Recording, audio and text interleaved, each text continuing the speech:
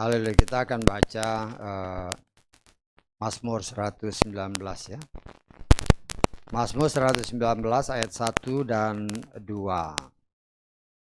Bapak ya, kita akan baca supaya bacaannya sama sebagaimana tertulis di depannya. Mazmur 119 ayat 1 dan 2. Kita baca kedua ayat ini bersama sebagaimana tertulis di depan.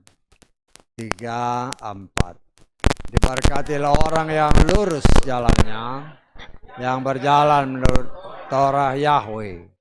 Diberkatilah mereka yang memelihara kesaksiannya, yang mencari Dia dengan segenap hati. Amin.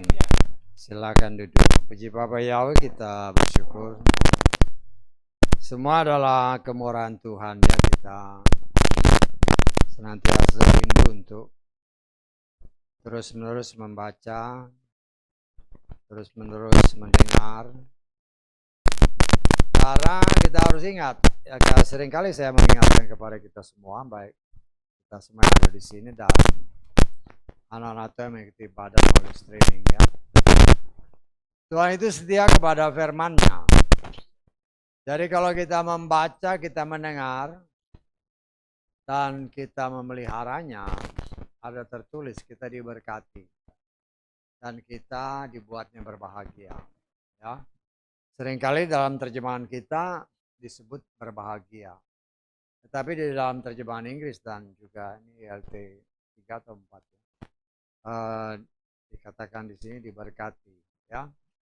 Sebenarnya lebih bagus diberkati ya. Karena orang yang diberkati ya pasti berbahagia. Ya. Nah itulah, karena di dalam bahasa Inggris pun blessed ya, jadi berkat. Jadi kita mengucap syukur oleh kemurahan Tuhan, kita merasakan berkat-berkat itu. Dan memang di dalam terjemahan Lugas di sini dikatakan berbahagialah ya. Walaupun di sini blessed, memang diberkati. Dan kita bersyukur semua adalah kemurahan Tuhan ya. Tujuannya memang sama, tetapi ya kadang-kadang ya saya pribadi lebih senang makainya diberkati. Diberkatilah orang yang berdasarkan terjemahan Lukas ya, berbahagialah orang yang lurus jalannya, yang hidup menurut Torah Yahweh ya. Tapi kalau terjemahan LAI agak beda, coba lihat ya. Bahagiannya orang yang hidup menurut Taurat Tuhan ya. Berbahagialah orang yang hidupnya tidak bercela ya, yang hidup menurut Taurat Yahweh ya. Jadi terjemahan lain memang tidak bercela. Dalam terjemahan Inggris juga defile itu. Jadi apa namanya, memang hidup harusnya dalam jalan yang benar ya. Nah, kalau kita coba karena dengan terjemahan yang ada, kita lihat di sini diberkatilah orang yang lurus jalannya. Artinya kalau jalannya nggak lurus, nggak diberkati. Ya. Nah kita mengucap syukur ya. Kenapa? Karena Torah Yahweh itu lurus, jalannya lurus. Ya. Jalannya lurus ya, kita memang senantiasa mencoba untuk melakukan segala sesuatu yang tertulis ya. Kita baca Hosea pasal ke-14 ya, ayat ke-9 bagian B, tapi ya nggak apa-apa kita baca semuanya. Hosea pasal 14 ayat 9. Siapakah yang bijaksana dan memahami semua ini? Yang memahami dan mengetahui sebab apa? Jalan-jalan Yahweh adalah lurus, dan orang benar akan berjalan di dalamnya. Namun para pemberontak akan tersandung pada jalannya. Ya, jalan-jalan Yahweh itu lurus. Dan seringkali kita diingatkan terus, setan itu licik. Ya, setan itu selalu berusaha mendekati sebagaimana tertulis, tapi dia melencengin sedikit aja. Ya. dia melenceng sedikit, akhirnya banyak orang yang tersesat. Ya, kalau kita lihat di dalam Amsal ya, Amsal pasal ke berapa nih? 14 ya. Ayat ke-12. Amsal 14 ayat 12.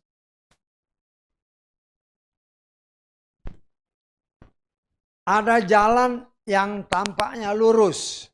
Tampaknya ya. Jadi perhatikan baik-baik katanya.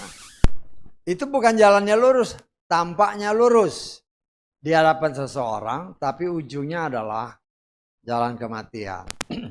Segala sesuatu kalau dia berbicara tentang kematian, Tuhan kita itu memberi kehidupan. Kalau dia memberi kematian, berarti itu jalan setan. Tetapi dikatakan di sini, jalannya lurus juga. Setan apa ya? Jadi setan itu berusaha meniru apa yang tertulis untuk bisa apabila mungkin, kata firman Tuhan, juga mengecohkan orang pilihan. Ya. Karena setan juga tahu ayat-ayat firman yang senantiasa kita dengar, ya. Bahwa seperti apa yang dikatakan dalam kitab Efesus, kitab Petrus, ya. Tuhan sudah menentukan siapa yang dia pilih untuk diselamatkan. Itu setan tahu sekali. Setan lebih hafal firman, semua firman dari kita. Ya. Tetapi masalahnya dia hafal firman, tapi dia tidak bisa melakukannya dan dia tidak bisa mengerti rahasia yang terkandung di dalamnya. Ya. Karena firman itu rahasia.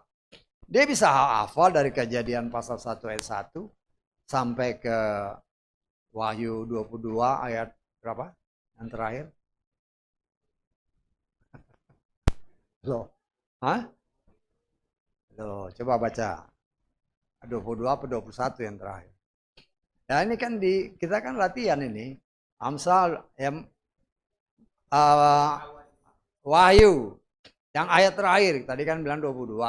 Kita tunjuk supaya itu ketanam langsung, ya. Yang terakhir. Wahyu pasal terakhir, ayat terakhir. Kan jadi kan Kejadian 1 ayat 1 sampai berapa? Jadi hafal kan? Nanti kalau ditanya besok-besok udah ingat. Ya. Dia tahu semua, tapi dia tidak mengerti dengan benar. Ya, karena apa? Karena firman itu rahasia. Dan rahasia firman hanya dibuka oleh Bapa Yahweh kepada anak-anaknya. Dan kita mengucap syukur karena kita anak, ya. Karena kita anak, maka kita mendapatkan pembukaan-pembukaan rahasia yang paling sedikit kita mengerti, ya, sesuai firman Tuhan, agar kita memiliki pengetahuan, pengenalan yang penuh dan benar akan Tuhan. Itu kehendak Tuhan. Sehingga kita mengerti siapa Tuhan kita. Banyak orang yang menamakan diri orang Kristen, orang percaya, tetapi tidak mengenal Tuhannya. Ya, tidak mengenal Tuhan dan tidak berusaha untuk mengenal Tuhannya dengan benar. Kan banyak orang Kristen. Karena itu jangan heran apabila banyak orang Kristen yang kalau mendengar nama yang kudus, nama Yahweh, mereka langsung sudah timbul antipati. Kenapa antipati? Karena mereka menganggap ini sesat. Tetapi kalau dikejar terus, sesatnya di mana? Mereka juga nggak bisa jawab. Hanya apa? Hanya ikut-ikutan.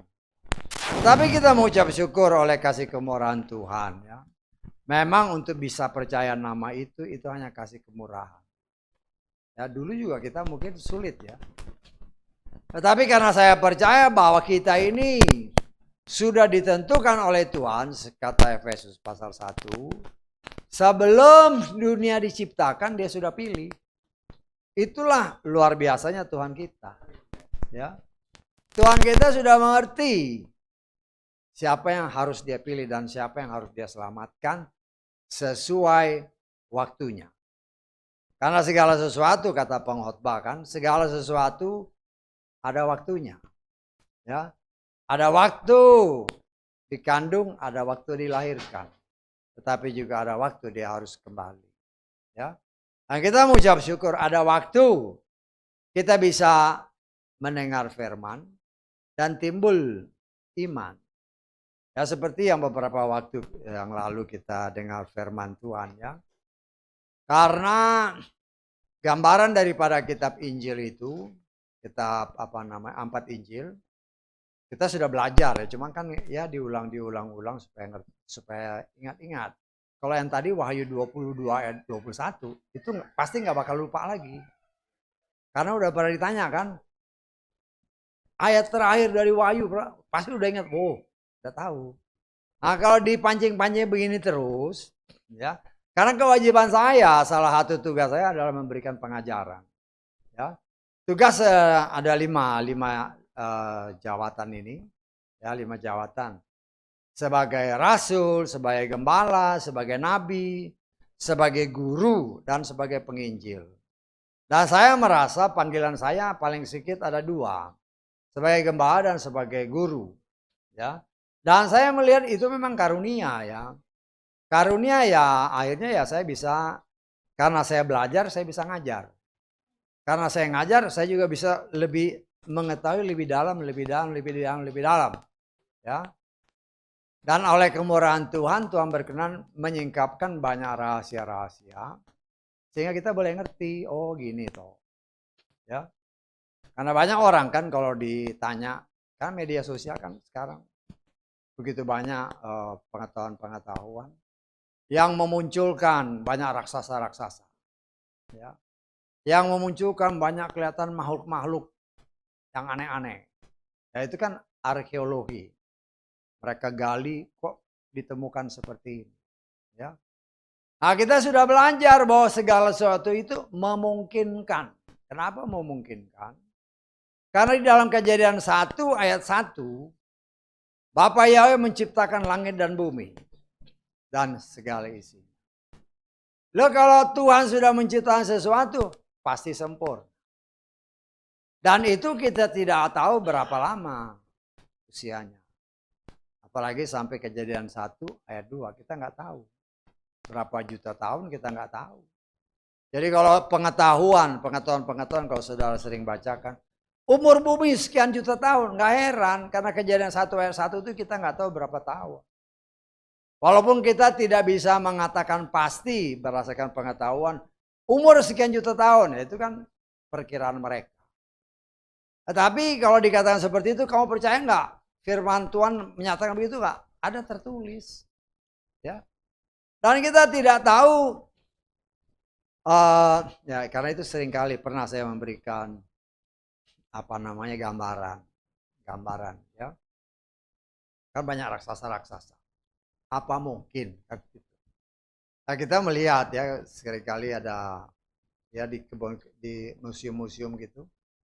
Museum-museum kebun binatang itu kan ada dinosaurs kan. Yang ada kan cuma kerangka-kerangkanya kan. Dinosaurs, ya binatang-binatang purba. Terus gajah-gajah purba yang mamut kalau nggak salah ya. Gajah-gajah purba itu. Tingginya kan raksasa-raksasa semua. Apa itu mungkin? Loh kita membuat perbandingan. Boleh kan bikin perbandingan. Manusia yang paling tinggi sekarang kita bandingkan dengan binatang yang paling tinggi. Manusia atau binatang yang paling tinggi itu rata-rata ya jerapah. Jerapah itu sekitar 5 meter. Ya. Loh manusia yang paling tinggi, rata-rata yang paling tinggi lah ya. Kita ambilnya 2,5 lah. Jadi 1:2 kan. Kita anggap 1:2. Loh kalau dinosaurus itu 30 meter. Dan kita mengambil perbandingan ini. Memang manusia dulu itu sekitar 15 meter. Bisa tanggap? Jadi kalau ditemukan secara oleh para arkeolog ada raksasa. Nggak heran. Kitab suci kita sebenarnya sudah menjelaskan. Hanya banyak orang ya tidak mau mengerti dengan benar. Saya sangat percaya. Ya. Kalau dikatakan bentuk manusia seperti ini ya kita nggak tahu. Bisa aja di Kejadian 1 ayat 1 itu beda dengan pembentukan manusia pada zaman. Ini manusia yang dibentuk itu kan hari ke-6. Ya. Dan kalau kita lebih dalam lagi, ya, karena Adam dan Hawa itu kalau kita lihat, dia bukan diciptakan tetapi dibentuk. Menciptakan sesuatu artinya dibuat dari sesuatu yang tidak ada menjadi ada. Kalau Adam dan Hawa kan dibentuk dari tanah. Betul enggak? Berarti dia bukan diciptakan. Tetapi dibentuk Tuhan dari tanah. Nah, terus kemudian yang hari ke-6 itu siapa? Hari ke-6 itu diciptakan. Tetapi bentuknya seperti apa? Ya itulah rahasia-rahasia yang bagi saya, ya, rahasia-rahasia itu kita tidak bisa memungkirinya, bahwa memang itu ada. Tapi bagaimana kita membuktikannya? Kita percaya aja bahwa memang itu ada. Jadi banyak hal yang kita lihat di sini, kita coba mengerti, memiliki pengetahuan yang penuh dan benar tentang Tuhan kita. Ya. Kalau dalam ayat-ayat yang tadi kita baca, diberkatilah orang yang lurus jalannya, atau orang yang berjalan dalam jalan yang lurus. Ya. Tetapi firman Tuhan katakan, setan juga menciptakan jalan yang seolah-olah lurus, tapi ujungnya kematian. Ya. Artinya ketika orang memasuki jalan yang diciptakan setan, pada awalnya dia nggak ngerti ujungnya itu kehidupan atau kematian. Bisa nggak? Kan dia nggak tahu. Hanya dikatakan ujungnya kematian. Waktu dia masuk ke jalan itu, dia nggak tahu ujungnya kematian. Kalau dia tahu itu ujungnya kematian, pasti dia nggak jalan itu. Tetapi itulah cara Tuhan, segala sesuatu memang Tuhan sudah atur karena ada tertulis. Ada yang memang diciptakan seperti binatang, memang untuk dibinasakan. Jadi kita tidak usah heran apabila ya itu hal-hal itu terjadi, ya Tuhan izinkan. Karena memang engkau sejak awal tidak ditentukan untuk diselamatkan. Loh kok gitu Tuhan kejam? Tuhan gak kejam, memang dia itu sutradara agungnya. Ya kalau saudara pencipta film-film, sandiwara, ya kalau kecil-kecilan lah sandiwara. Kalau saya boleh katakan, setiap film, setiap sandiwara, setiap pertunjukan gitu, pasti ada yang berperan baik, ada yang berperan jahat. Saya tangkap ya, pasti itu, ya. Dan pada akhirnya yang baik itu pasti menang, ya. Lah kalau saudara, dulu saya memang suka baca cerita-cerita gitu kan, buku-buku cerita. Kalau kayak cerita-cerita wayang itu kan ada namanya Perang Mahabharata. Kenal nggak? Saya pernah baca itu waktu SD ya. Senang aja ceritanya. Oh memang semangat. Padahal itu semua mencontoh dari kitab suci. Itu semua mencontoh dari kitab suci. Walaupun orang-orang di luar sana dengan kepercayaan-kepercayaan lain, itu memang dia yakini akan itu terjadi. Tetapi mereka nggak ngerti. Tetapi kitab suci kita jelas menceritakan. Memang hal itu akan terjadi di mana seluruh dunia dikumpulkan oleh Tuhan di satu tempat. Kemudian cara Tuhan dikumpulkan itu dibinasakan. Kenapa? Karena orang-orang itu melawan kehendak Tuhan, atau dengan kata lain dalam kasus yang kita sudah pelajari baik perang Armageddon maupun perang Gog Magog, karena mereka menjamah biji matanya Tuhan, orang-orang Israel. Ya, akan banyak di berita-berita kadang-kadang orang-orang yang menamakan diri orang Kristen pun nggak ngerti, ya. Apa yang terjadi sekarang ini, mereka langsung menggambarkan begini-begini. Nggak usah heran karena memang itu apa yang tertulis dalam kitab suci kita itu harus terjadi. Lah kita sebagai anak-anak Tuhan karena kita mau baca, kita bisa mengerti. Apalagi ya dulu waktu walaupun kita orang Kristen. Ya. Sudah dengar Gog Magog, memang ada tertulis dalam kitab Yeskiel. Tetapi bayangan kita dulu kan, waduh di Yeskiel ini terjadi peperangan. Tetapi kalau kita teliti benar, ternyata itu belum terjadi tetapi akan terjadi. Dan terjadinya setelah pemerintahan 1000 tahun. Ya. Kan banyak pernah ada yang tanya, Pak, perang Armageddon sama perang Gog Magog. Ya kita jelasin sedikit lah. Karena mereka memang tidak mengerti. Kenapa? Padahal itu tertulis. Ya, Megiddo tertulis. Gog Magog tertulis. Itu semua peperangan-peperangan yang memang akan terjadi untuk cara Tuhan memperlihatkan kuasanya kepada anak sulungnya. Ya, kepada orang percaya bahwa dia Tuhan yang Maha Kuasa yang akan memusnahkan semua orang yang tidak beribadah kepada Dia. Karena itu, apabila firman tadi dibacakan buat kita, berbahagia atau diberkatilah orang yang jalannya lurus. Artinya orang yang berangkita Hosea tadi jalan lurus berarti di jalan Tuhan. Tetapi setan mengerti ayat itu. Karena itu Salomo, orang yang punya hikmat yang sangat luar biasa, mengingatkan semua anak-anak Tuhan, ada jalan yang disangka lurus, memang kelihatannya lurus, tetapi ujungnya membawa kepada kematian. Dan sayangnya banyak orang yang memilih jalan itu. Kenapa?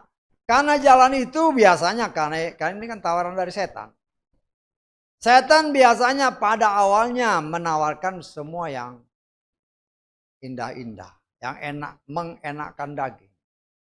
Tetapi ujungnya membinasakan. Ya.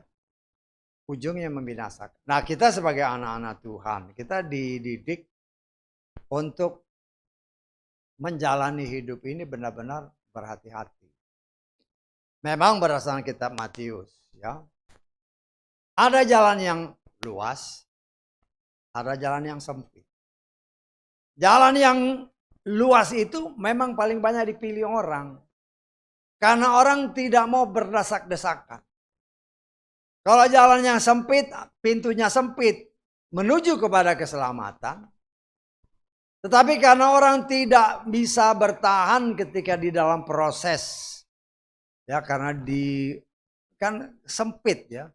Untuk selamat itu begitu banyak rintangan-rintangan, aturan-aturan yang harus kita jalani. Berbicara kan dikatakan dalam firman Tuhan tadi, dikatakan yang yang hidup menurut Torah Yahweh. Nah, kita harus perhatikan, artinya ada Torah Yahweh, ada Torah setan. Bisa apa?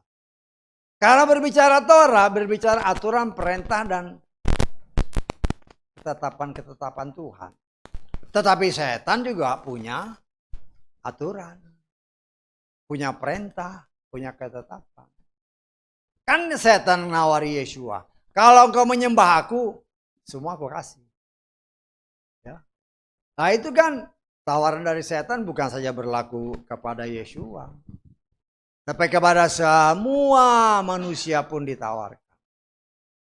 Ya, kalau kita melihat kan kadang-kadang kan di tempat-tempat umum, di tempat-tempat pesta, ada keluarga-keluarga kaya kan, wow lagi makan. Salah satu kursinya ada anak yang kayak orang bego gitu. Suka lihat nggak ya? Coba saudara perhatikan, mukanya itu rata-rata sama. Orang-orang seperti itu. Walaupun keluarganya beda ya. Tetapi anak-anak ini memang anak-anak yang dipersembahkan, dikorbankan oleh keluarganya sebagai imbalan. Setan memberikan harta kekayaan, tetapi setan meminta tumbal, yang dikenal biasanya tumbal. Ya. Dan bagi si orang tua, dia tidak akan menyakiti anak ini. Karena mereka berbahagia, mereka cukup uang karena anak ini. Karena itu dia berusaha untuk membuat anak ini sebahagia mungkin. Walaupun dia mungkin ya orang bego. Ya memang dikuasai setan. Karena kita juga harus tahu kalau anak ini mati, setan pasti minta yang lain. Ya. Tetapi itulah ya, kita melihat ini, kalau kita mau hidup diberkati, berjalanlah sesuai Torah Yahweh, bukan Torah setan. Ya. Tetapi sayangnya ya di tengah orang-orang percaya saat ini, termasuk penyembah-penyembah Yahweh juga sekarang harus kita hati-hati. Ya. Karena banyak yang mulai kelihatan dagingnya. Mulai banyak tanpa disadari, atau mungkin karena memang juga dipakai setan, mulai melencengkan apa yang tertulis. Ya. Hal seperti ini yang kita harus sangat hati-hati. Sudah tahu melenceng, berani mengatakan saya bertanggung jawab. Loh, itu kan bahaya. Ya. Kan banyak aturan-aturan. Memang Torah Yahweh itu bagi daging nggak enak. Nggak enak. Ya. Tapi itulah perintah Tuhan. Tuhan bilang kalau kamu laki-laki, jangan pakai pakaian perempuan. Tapi kan jawabannya beda sekarang. Ya. Oh, ini kan kebebasan. Enak kan, santai gini. Perhatikan ya, kita ya pokoknya kita perhatikan lah. Perempuan kalau dia sering pakai celana panjang, cara duduknya beda, jalannya beda. Mirip laki-laki. Karena sadar atau tidak sadar, rohnya dia mengikrarkan diri, aku ini ya memiliki roh laki-laki. Sehingga jangan heran karakternya juga seperti laki-laki. Dan itu yang harus kita imani. Karena itu tertulis ya. Kan sangat disayangkan. Pernah dulu saya memberitakan di daerah ya, Jawa Tengah sana lah. Ya, tempat hamba pelayan Tuhan yang memang lagi ngetop sampai sekarang ngetop ya. Tentang perempuan itu. Wah, dulu dia menolak. Bahkan jemaatnya ngomong, Pak, saya nggak punya rok lagi. Semuanya celana panjang. Ya, setahun 2 tahun nggak ada berita. Tetapi setelah beberapa tahun, setelah pemberitaan yang Tuhan izinkan saya datang di sana, saya sampaikan. Baru dia ngomong, ternyata itu ada di Torah. Tetapi sudah kadung, sudah apa itu istilahnya? Sudah terlanjur. Loh, ini dia tidak sadar dia dipakai setan. Bagi Tuhan itu tidak ada kata yang terlambat.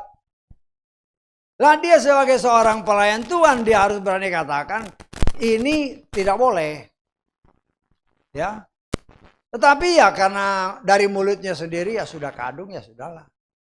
Bahaya. Kita lihat ya di dalam Ulangan 22 ayat 5.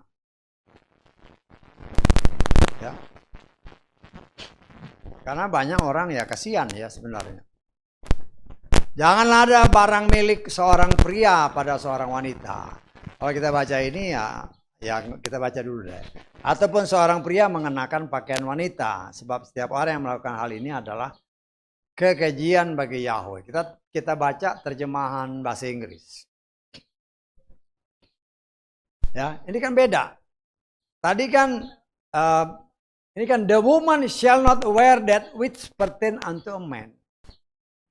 Jadi jangan pakai pakaian, dalam terjemahan yang lain itu jelas tidak boleh memakai pakaian laki-laki. Tapi pembelaannya memang ya ini memang celana panjang, tapi ini pakaian perempuan. Lah sudah. Cara ngeles-ngeles ya bagi saya nggak jadi masalah. Tapi sebagai seorang pelayan Tuhan, saya harus berani menyatakan, kalau kau pakai pakaian seperti laki-laki, engkau berkhotbah, engkau nari-nari, Tuhan bilang apa? Keji. Kan tadi kan? Kekejian. Lah terus seorang pelayan Tuhan bilang, ini udah kadung. Loh, engkau ngapain nyembah Tuhan? Kalau itu merupakan kekejian. Apalagi di cover kan. Shema Yisrael. Apanya yang Shema Yisrael? Tapi dalam hati saya kalau saya kaji lagi. Shema Yisrael. Benar Shema Yisrael. Artinya itu hanya orang Israel. Bukan untuk dia. Bisa tangkap nggak? Bukan untuk dia. Shema Yisrael. Artinya Israel dengar. Yang ngomong ini nggak usah dengar. Karena saya bukan orang Israel. Dan itu sayangnya banyak. Namanya pengikut Yahweh. Wah, ada Shema Yisrael enggak?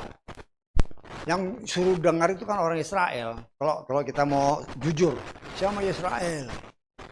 Nah, kelakuanmu enggak seperti apa yang Tuhan firmankan. Torah Yahweh, aturan, perintah, dan ketetapan. Kalau engkau benar-benar mengatakan dengarlah. Hei, ya, sebutlah nama kita. Mau ngapain dengar aja Israel. Bisa tangkap? Kan sekarang pengikut Yahweh khususnya. Shema Yisrael. Ya memang Shema Yisrael artinya engkau berbicara supaya Yisrael dengar. Dengan kata lain engkau nggak perlu dengar. Betul nggak? Karena itu jangan heran kalau mereka tidak mau melakukan firman. Tetapi Tuhan bilang kalau engkau mau diberkati, kalau engkau mau berbahagia, jangan keluar dari aturan, perintah, dan ketetapan Tuhan. Tuhan kata Ibrani pasal 13 ayat 8, dia tidak berubah. Dia kekal, dia tidak berubah. Apa yang dia janjikan sejak awal sampai akhir, Kejadian 1 ayat 1, Wahyu pasal berapa?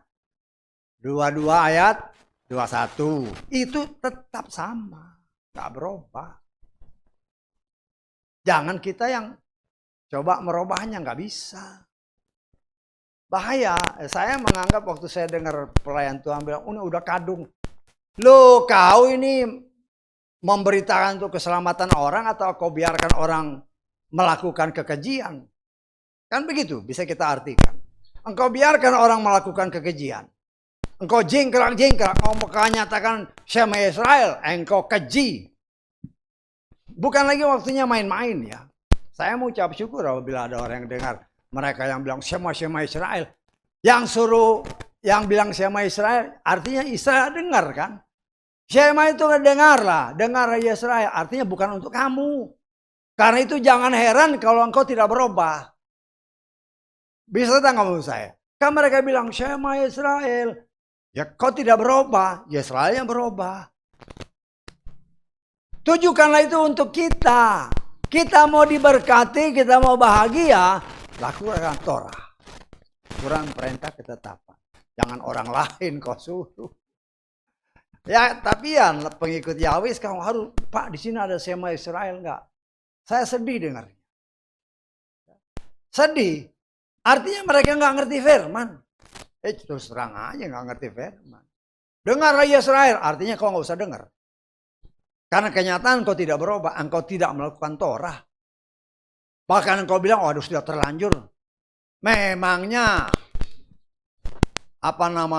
ya segala sesuatu kan ada waktunya. Tetapi kalau pemimpinnya udah bilang udah terlanjur, biar aja lah. Artinya kau biarkan orang melakukan kejahatan di depan Tuhan. Ya akhirnya binasa.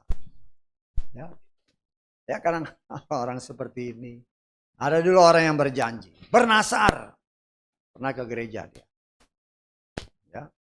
Tapi ya dia yang bikin masalah-masalah juga. Bernasar. Karena dia lihat kan kita ya memang tidak menonjolkan perempuan. Dia itu song leader di tempatnya ibadah. Bersaksi, Pak, saya udah bernasar. Oh ya nggak apa-apa. Akhirnya kau nasar kan, bahwa nggak mau lagi jadi song leader. Ya dengan berjalannya waktu. Suatu hari dia ikut tim. Ya nggak usah saya sebut dari mana. Pergi ke daerah. Kebetulan ya ada kasus sehingga nggak ada song leader. Datanglah si gembala ini, pimpinannya. Bisa jadi song leader, orang yang nggak ada nih. Saya sudah nasar Pak, nggak apa-apa saya tanggung. Loh itu jawaban dia, saya tanggung jawab. Dan akhirnya maka dia berubah. Lucu saya, kalau gembala kok bukan menguatkan kalau apa namanya jemaatnya bernasar ya, udah stop. Ya, cari orang lain, orangnya berjanji sama Tuhan, tapi dia bilang nggak apa-apa, saya yang bertanggung jawab.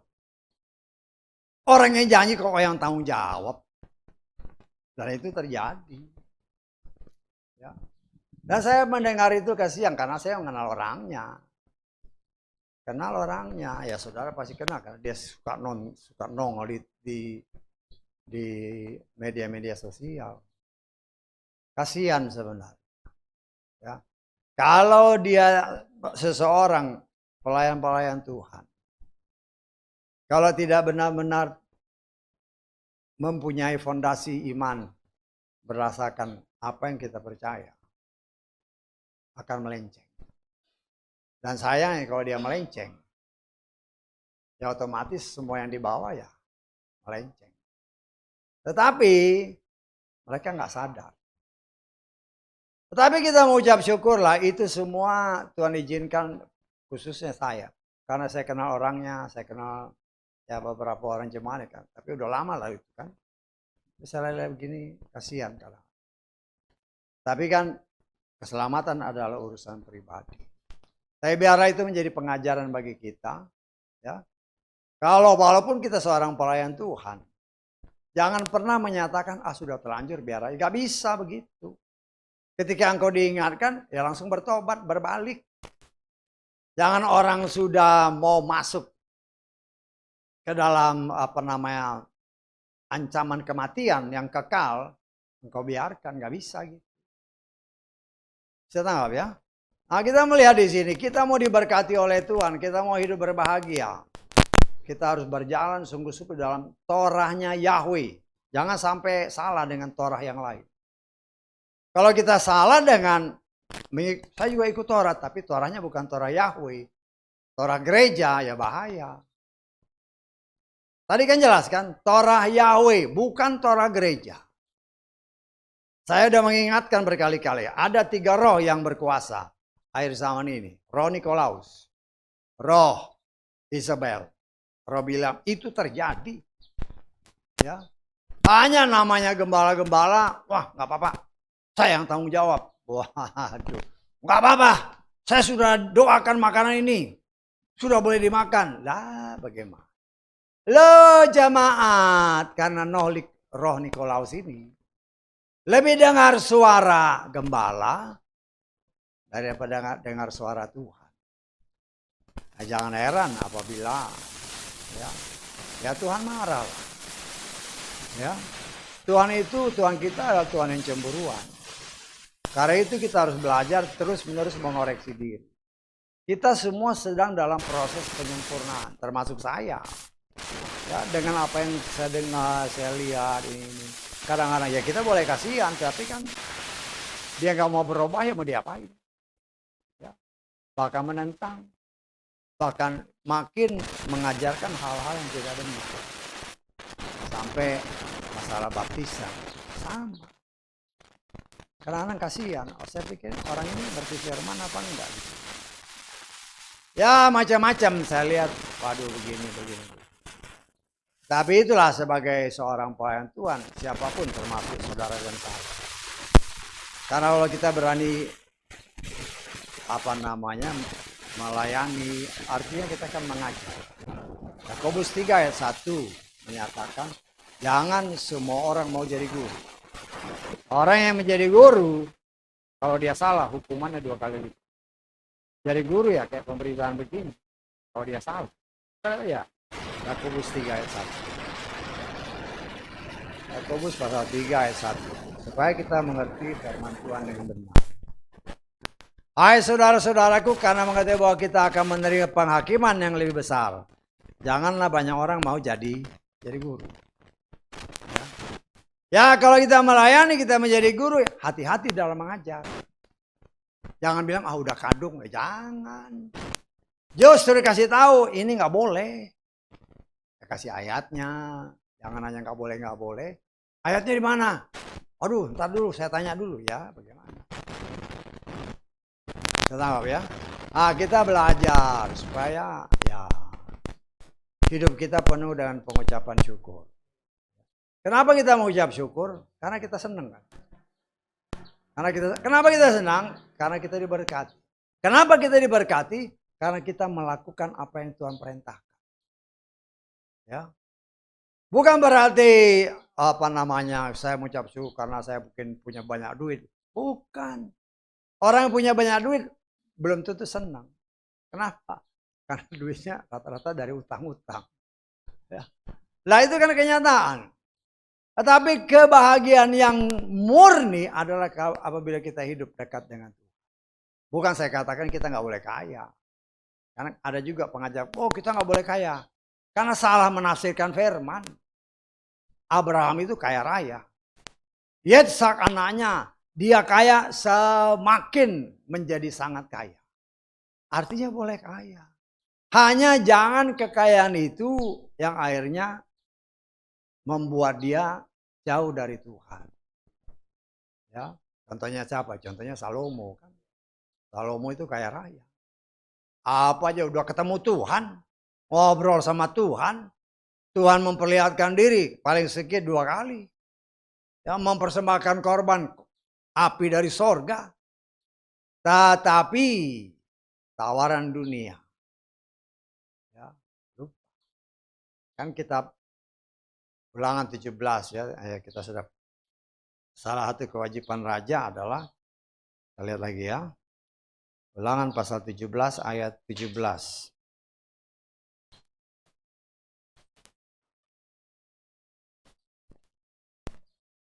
Ya kadang-kadang kita diberikan ayat-ayat yang gampang diingat. Supaya kalau saudara nanti dipercaya untuk memberitakan firman, ada sini, ada sini. Jangan sampai salah. Dia ini tentang raja. Dia tidak boleh memperbanyak istri. Salomo istrinya berapa? Ya. Istrinya 700, gundiknya 300. Itu yang tercatat. Yang nggak tercatat lain lagi. Dia tidak boleh, serong hatinya, tidak boleh memperbanyak perak emas bagi dirinya hingga berlimpah-limpah dan seterusnya. Bahkan dia harus senantiasa berpegang pada Taurat Tuhan. Tuhan masih memperlihatkan diri 2 kali. Orang seperti ini ya, lupa bahwa dia itu bisa seperti itu karena Tuhan. Tetapi karena kenikmatan daging ya dari 1000 orang. Ya, kita logika aja nih. 1 tahun dalam tanggalan kita. 1 tahun 365 hari kan. Itu enggak. Jadi istri yang satu ini untuk dijenguk lagi sama dia itu 3 tahun lagi. Paling sedikit kan. Bisa enggak? Kita enggak, kita kan perhitungan kasar. Artinya itu hanya memang untuk pemuasan aja. Tetapi kita diajar oleh Tuhan, ya. Justru orang-orang yang kelihatannya mengasihi dia, dipakai setan untuk membuat dia melenceng. Akhirnya menyembah kepada berhala. Dan karena dosa daripada Salomo, maka Israel pecah. Memang ada waktunya berdasarkan kitab Yeskiel. Memang kerajaan Israel dan kerajaan Yehuda akan Tuhan persatukan kembali. Ya, tetapi kita mengucap syukur apabila kita baca ayat-ayat tadi ya. Jangan sampai salah. Ada banyak Torah. Kita harus hati-hati, ini Torah Yahweh atau bukan. Bagaimana kita mengetahui? Ujilah segala sesuatu. Pegang yang baik, kata. Apa yang baik? Yesus bilang, tidak ada yang baik kecuali Yahweh. Nah, kita dapat, bagaimana kita mau ujinya? Ya uji dengan firman. Ya, bagaimana firman yang mana? Ya baca. Betul enggak? Ya baca firman. Sehingga kita, kalau kita baca, kita mengerti firman, kita tidak akan pernah bisa tertipu dengan ajaran siapapun. Seperti yang pernah saya kasih contoh kan. Seperti Yohanes pasal keempat itu. Dikatakan oleh firman Tuhan. Firman yang ada dalam hati kita menjadi mata air. Sehingga ketika ada pengajaran asing yang kita dengar, ini akan bereaksi. Kalau dia itu bukan dari Tuhan, gak bisa masuk. dia akan terlempar. Ya, dan itu saya alami. Banyak saya dengar, oh ini salah, nggak bisa terima. Kenapa? Karena di sini ada Torah Yahweh yang tidak akan bisa menerima pengajaran-pengajaran yang menyesatkan. Ya. Nah, itu yang harus kita sangat berhati-hati. Saya merindukan kita semua menerima karunia-karunia Roh Kudus. Tapi kalau kita perhatikan ayat-ayat firman Tuhan, ya, kita sudah belajar kemarin kan tentang baptisan air, baptisan Roh Kudus, baptisan api, baptisan untuk tubuh, untuk roh, dan untuk jiwa. Ya, nah itu urutannya. Artinya, kalau kita tidak dibaptis air dengan benar, jangan harap dapat Roh Kudus. Ya, nggak bisa. Karena urutannya seperti itu, walaupun ada kekecualian, seperti yang perwira itu. Dia dengar khotbah, dia langsung bisa berbahasa lidah, baru dibaptis. Kadang-kadang terjadi kekecualian seperti itu. Tetapi secara normal Tuhan mengikuti aturan tabernakel. Ya, urutannya bertobat, masuk ke dalam baptisan, kemudian baru menerima Roh Kudus. Ya. Kalau dia tidak dibaptis dengan benar, ya, jangan harap terima Roh Kudus. Ya, Roh Kudus yang dari Yahweh, ya, bukan Roh Kudus asal Roh Kudus. Kita sudah belajar kan? Roh Kudus banyak. Karena ya kita harus tahu bahwa setan juga menyaru sebagai Roh Kudus. Karena itu kita sebagai anak-anak Tuhan, kita sangat berhati-hati. Kita mau hidup kita bahagia, mau hidup kita diberkati, maka mari kita mengikuti jalan-jalan Tuhan, ya. Dikatakan diberkatilah orang yang memelihara peringatan-peringatan. Begitu banyak peringatan. Ya.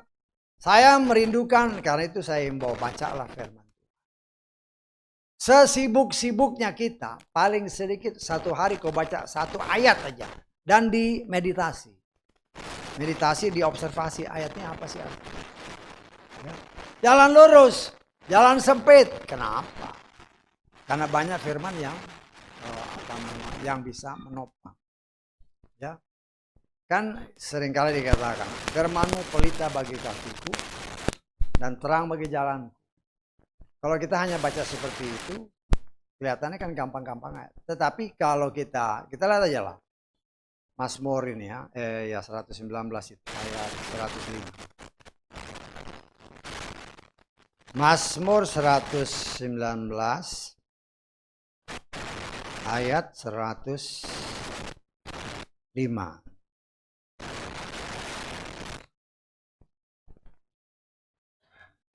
Firman-Mu itu pelita bagi kakiku dan terang bagi alurku, pada alurku. Ya, kalau hanya baca begini, ya kelihatannya biasa. Tapi kalau kita baca terjemahan Inggrisnya coba.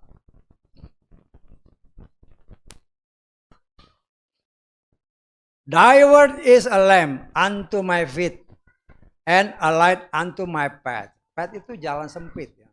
Jalan setapak. Jalan setapak.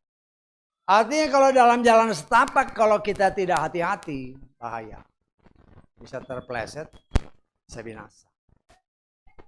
Tuhan kasih lihat kepada kita, ya memang dalam Matius juga jalannya sempit untuk menuju kepada kehidupan. Kenapa? Karena banyak aturan-aturan. Kenapa banyak aturan? Karena tubuh kita, roh dan jiwa kita ini sudah tercemar. Supaya kita selamat, semua kecemaran ini harus dibersihkan. Karena itu dikenal baptisan air, baptisan roh, baptisan api. Ya. Dan seringkali di dalam baptisan api banyak orang yang nggak bisa tahan. Banyak orang yang dibaptis dengan benar, cara benar, nama benar. Dia sudah dibaptis roh, Roh Kudus dia terima. Tetapi ketika kedagingan yang mulai dikikis dengan firman, jiwanya mulai diproses, banyak yang nggak tahan. Akhirnya mendukakan Roh Kudus. Akhirnya dia binasa.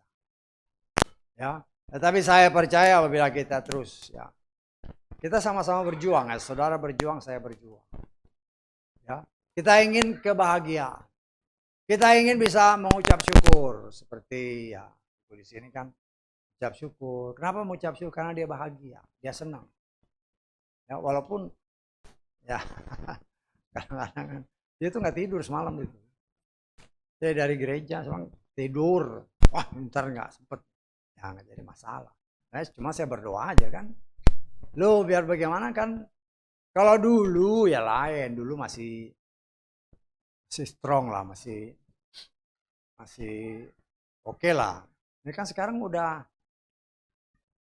umurnya sudah cukup tinggi gitu kan.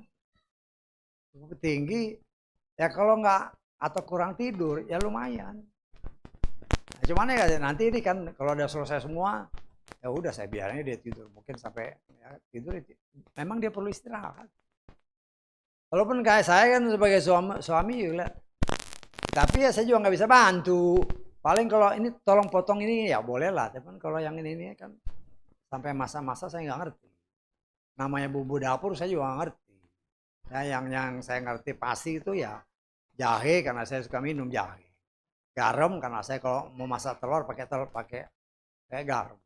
Tapi kalau yang udah ketumbar apa segala macam, waduh nggak tahu saya. Tetapi saya melihat karena dia melakukannya dengan sukacita, segala sesuatu yang kita lakukan dengan sukacita, nggak ada rasa capek. Nah kalau kita juga membaca firman Tuhan, beribadah kepada Tuhan dengan sukacita, upahmu besar di surga. Nah, itulah yang kita rindukan. Karena itu saya senantiasa mengatakan, saya tidak mengatakan ibadah itu suatu kewajiban. Tetapi saya mengatakan ibadah itu, jadikan ibadah itu sebagai kehidupan kita. Kita menikmatinya, kita menyenanginya. Kenapa? Karena kita hidup itu untuk Dia. Nah saya percaya apabila kita mentaati semua peringatan-peringatannya. Kalau kita mau jujur, semua yang Dia tulis itu sebenarnya untuk kebahagiaan kita. Tetapi setan maunya jalan singkat. Akhirnya kita bisa tersesat dan binasa. Tapi biar sebagaimana ya pengucapan syukur secara pribadi maupun secara keluarga menjadi pengajaran bagi saudara dan saya. Ya, ada banyak Torah. Tapi yang Tuhan katakan Torah Yahweh. Yang mana? Baca dari Kejadian 1 ayat 1 sampai Wahyu 22 ayat 21. Kalau saudara baca itu semua ada begitu banyak rahasia yang terkandung di dalamnya. Kalau kita baca dengan sungguh-sungguh. Sebenarnya Tuhan mau buka. Tetapi karena kita malas bacanya. Atau baru baca udah ngantuk. Ya sudah. Berarti engkau tidak cinta Tuhan dengan sungguh-sungguh. Karena saya mengalami dulu. Waduh baca sedikit aja. Udah mulai nguap sana kemari. Tetapi setelah saya menikmati. Banyak rahasia yang berkenan Tuhan buka. Akhirnya kalau tidur ingat firman bangun. Cek lagi apa sih. Nah itulah pengalaman saya. Walaupun udah tidur tiba-tiba diingat gini. Saya bangun, saya cek apa sih maksudnya. Kenapa? Karena Tuhan mau memberitahukan rahasia-rahasianya bagi anak-anaknya yang mengasihi Dia. Dan saya rindu pengalaman-pengalaman yang baik yang saya miliki. Saya bagi kepada saudara supaya saudara coba mempraktekkan. Ya. Karena itu bukan ya artinya bukan untuk nggak ada kata seperti yang tadi saya katakan. Udah kadung biarin aja, nggak bisa gitu.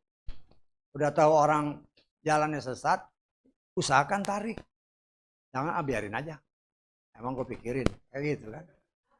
Kayak begini, nah, itu bahaya itu. Nggak bisa begitu. Kita sebagai anak Tuhan, kalau Tuhan beri kesempatan, lakukan yang terbaik bagi hormat kemuliaan Tuhan. Dan Tuhan mengendaki sesungguhnya semua orang selamat. Dan mungkin kita waktu-waktu tertentu dipakai Tuhan untuk menyelamatkan orang-orang yang sedang menuju kepada kebinasaan. Haleluya, amin. Mari kita bangkit berdiri.